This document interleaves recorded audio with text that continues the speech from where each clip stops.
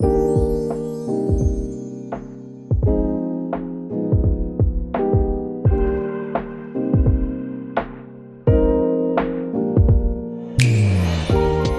to our presentation on innovation. In this webinar, we will look at various aspects of innovation as relevant to the marine economy. We'll take a quick overview of what's been happening recently in Scotland. We'll focus on where Scottish research is aiming their efforts and resources, and we'll look at some pointers as to where to look, where to watch for future innovation coming to market. March 2023 saw the announcement of the 13 projects funded under the INTOG scheme.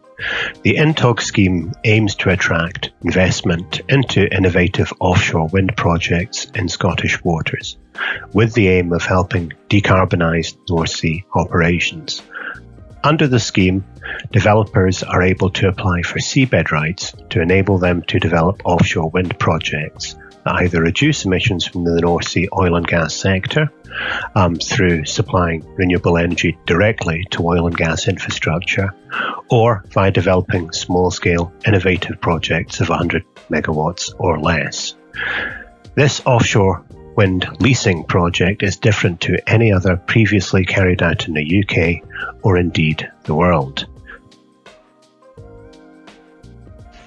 May 2023 saw the announcement of the European Marine Energy Centre's participation in 4 project consortia examining hydrogen production, storage and distribution.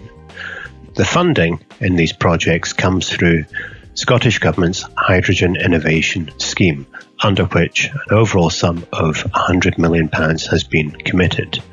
The 4 projects that EMEC are involved in will look at various areas. They include a study that will focus on the offshore production of green hydrogen, on floating hydrogen production hubs, with the potential for those hubs to be co-located with Scottish offshore wind farms. A project looking at the feasibility for a low-cost, efficient and sustainable hydrogen production system using seawater as the water source. A feasibility study looking at the use of AI in decision-making in hydrogen generation efficiency and logistics projects, and a study to assess the feasibility of off-grid hydrogen production.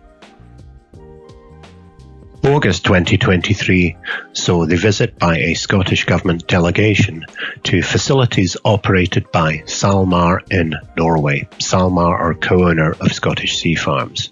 One of the facilities visited was Ocean Farm 1. Pioneered by SalMar, the semi-submersible offshore farm measures over 100 metres in diameter with a total height of over 50 metres and is designed to hold up to 1.6 million salmon. It has been in operation off the coast of Norway since 2017 and has now completed 2 production cycles. The results from this will be used to inform next generation design for similar facilities. The open pen farm, while similar in approach to many Scottish farms, is equipped with 15 pens capable of producing nearly 10,000 tonnes of fish, 3 times the amount currently permitted to be produced by such facilities in Scotland. The visit also included attendance at a SalMar state-of-the-art processing plant facility for an insight into advances being made there to recovery of byproducts from production using to produce fish oil and fish meal for animal feed, with a view to creating a circular economy. September 2023 saw the announcement of a partnership between the Crown Estate and the Marine Data Exchange to collect and develop and share data with a view to providing a more comprehensive seabed understanding in relation to Scottish waters. This project has been in existence in relation to English, Welsh and Northern Irish waters since 2013, and it will now be extended to Scotland. It will aim to provide a simple-to-use searching facility accessing multiple datasets relating to Scottish waters, which can be used in a variety of projects, including wind farm establishment, seaweed development, aquaculture, and various other areas.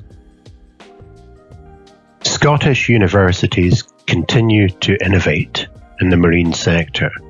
A good example of this is the work currently being undertaken at Edinburgh University. Edinburgh University are currently progressing 4 projects: Tropos, Realtide, Torque Tidal, and Polywek.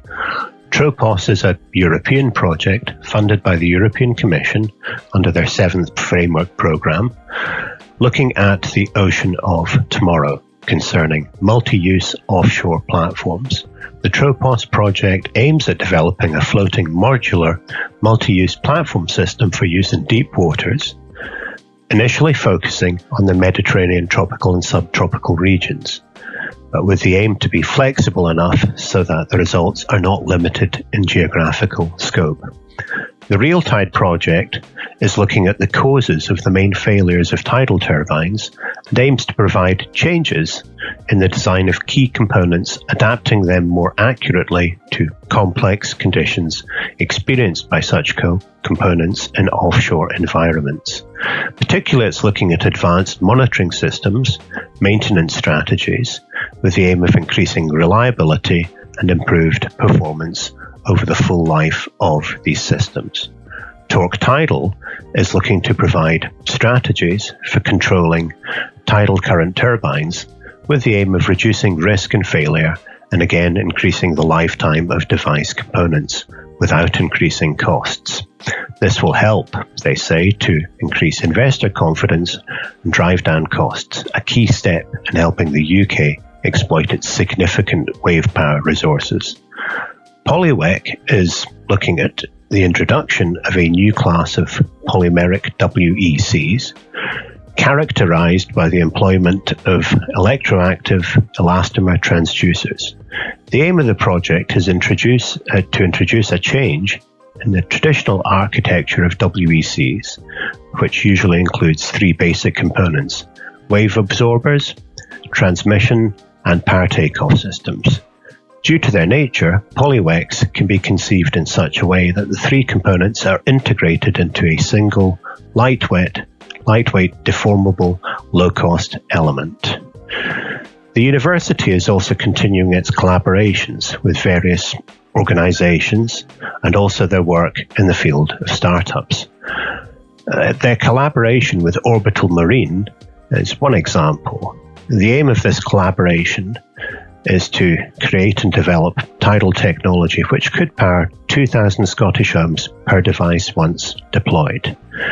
Motion Energy, a startup from the university, spin-out, is developing technology to harness wave energy, and they are being supported by seed capital funding from the university's venture capital arm. The university is also continuing its provision of world-leading testing facilities through Fastblade, work with large-scale manufacturer Babcock at Rosyth, and Flowwave, situated at Edinburgh's King's Buildings, one of the most sophisticated test tanks in the world for testing wave and tidal devices. The Scottish Association for Marine Science is taking a different approach to innovation in the marine sector, focusing on biotech and seabed products rather than engineering-based solutions. The current projects that they are working upon include Arctic ABC, which is looking at innovative autonomous drifting observatories for ice-covered Arctic waters, the Malaysian HAB project, which is looking at developing harmful algal bloom technologies to protect Malaysian seafood production, 3D MARG, which is looking at the prediction of biomass and volume of marine growth using 3D photogrammetry, Abacus, which is looking at the production of high-value products from microalgae, Acid Coast, which is aiming to aid our understanding of how coastal zone governance and management can effectively respond to ocean acidification, AgriSat, which is looking at the enhancement of natural microalgae growth at the world's most remote and largest AI automated zero-emission protein production site, and various other projects including ALF, training 15 PhD students in Omnic-empowered research on micro and microalgal microbiomes, Alliance, which helps match users to services and facilities in the biotech product market, and various other projects aimed to improve and assist people in engaging with the Scottish research base in this area. The marine economy is a global one. So what countries should one watch in relation to the growth and innovation and the potential availability of new solutions? Norway are already market leaders in taking technology to market and putting innovation into implementation. Scotland's strength in early stage work remains, and particularly their research organisations are a useful source of finding potential innovation which can be applied into the market by operators. There is a significant expectation that China will move more to the forefront of science and innovation. Their submarine capabilities are growing. They are conducting joint marine operations with countries such as Sri Lanka. Their provision of an operation of research vessels is significant. A number of the scientific publications are now recognizing some of the landmark research that they are engaged in. They are implementing things like toll watchtowers to survey ocean operations and behavior in the East China Sea, and conducting significant amount of biotech research for those that are looking to find out where the innovation may come from in the future. China is a country which is worth watching. And that brings us to the end of today's webinar. Hopefully you found it useful, and hopefully it's given you an insight into some of the things that are happening in Scotland and internationally today, and where the market for innovation in the marine economy may go in the future.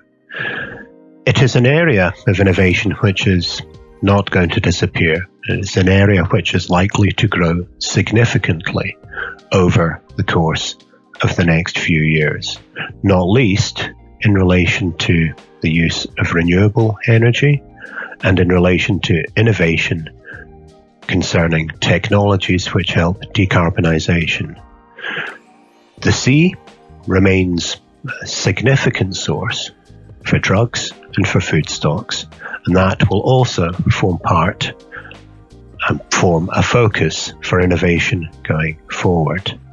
It's an exciting area which is moving quickly, and it is one where operators are recommended to keep an eye on the trends and keep an eye on particularly where early stage research are aiming their efforts, as the various solutions which are likely to come out in the next few years could make a significant difference in relation to operators' efficiencies and possibilities for market development.